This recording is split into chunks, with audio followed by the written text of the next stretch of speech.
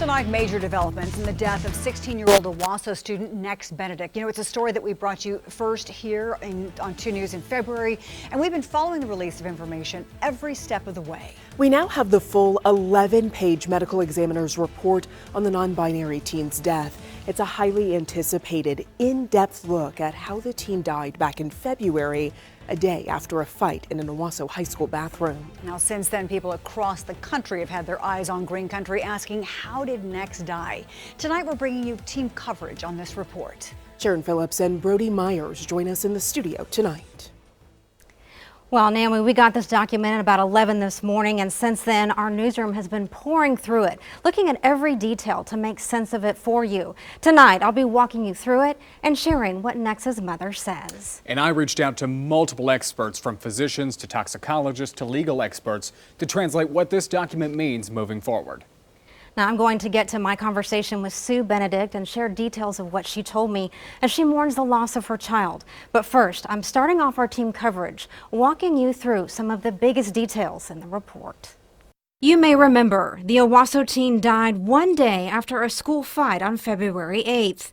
After that, questions swirled about whether Nex died as a result of the fight.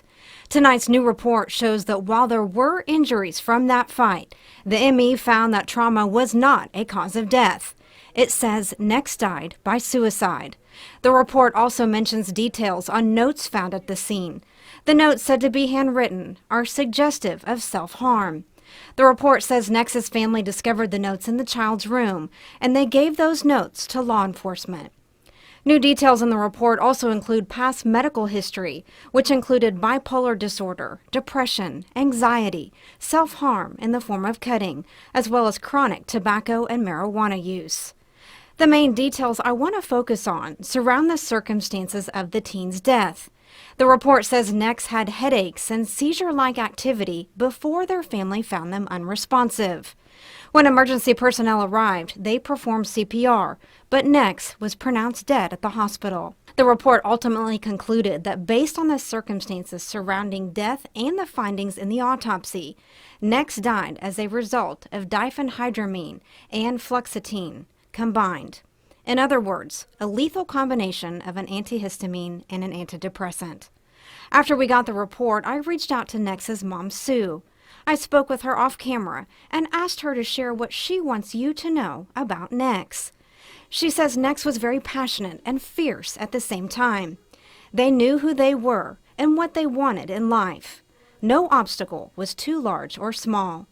My child was remarkable and loved so much. To know Nex and have them in my life was an honor. Nex was my child. Please know there is no room for hate anymore. Now, Sue Benedict also shared how painful this situation still is for their family and that she feels so empty without Nex. She spoke about the pain of not hearing Nex every day and not being able to hug her child anymore. Now, I'll have all the details on this story online, and right now we're going to continue our team coverage with Brody Myers. And Brody, a lot of medical terms in these documents. That's right, Sharon, and we sought out a doctor to translate some of them for us. The front page of the autopsy outlines some of Nex's traumatic injuries. It says Benedict suffered from some injuries to the head and neck, the torso, and some extremities, mainly cuts and bruises. Some of those injuries to the chest are consistent with the CPR Nex received from the EMTs on scene after Sue Benedict called 911. One thing that stuck out to us was the scalp and subgaleal hemorrhages. Dr. Yashar Kalani explains. Scalp and subgaleal hemorrhage just means that, this is your scalp. This area had some blood clots in it. So you get that from external injury. So, in a motor vehicle accident, if you bump your head against the steering wheel, you get it. In physical altercation, if you are punched in the head or if your head makes contact with a solid surface like the wall or the ground, you get that. We also spoke with Dr. Kalani about the toxicity of drugs and some of Nex's other health history information. We'll have more on that coming up tonight at 10. Now, Brody and Sharon joining us now at the desk for a look at some of the details that have been released just over the past 2 months. So, Brody, one of the things that we've seen is multiple versions of Nex's pronouns and name used across various different medical examiners' reports and the family. Will you shed some light on that for us? Sure. We've heard multiple reports from multiple different people, some saying Nex used he, him pronouns, others saying they use they, them. It's just a little bit out there and mixed, but most of these medical reports, most of these legal documents are just using Nex's legal name, Dagny, while still recognizing that Nex did prefer Nex Benedict.